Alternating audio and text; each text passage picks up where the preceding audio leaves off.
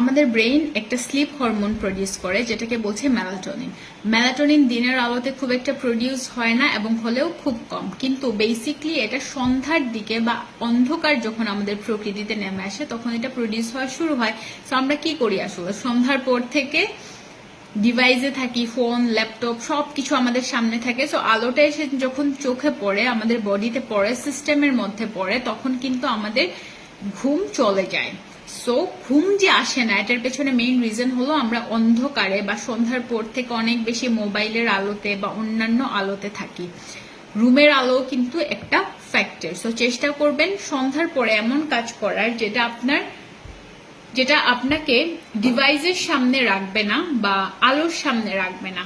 রুমে মৃদু আলো ইউজ করতে পারেন এবং আর্লি ডিনার করে ফেলা ট্রাই করবেন। ফর এক্সাম্পল, আপনি যদি ডিনারের পরে 3 ঘন্টা হাতে সময় রেখে ঘুমাতে যান, এটা আপনার শারীরিক স্বাস্থ্যের জন্য অনেক ভালো। আর ডিনার করার পরেও যদি আপনি মোবাইল স্ক্রল করেন, ইন দ্যাট কেস আপনার হঠাৎ যদি ঘুম চলে আসে, আপনি ঘুমিয়ে পড়তে পারবেন।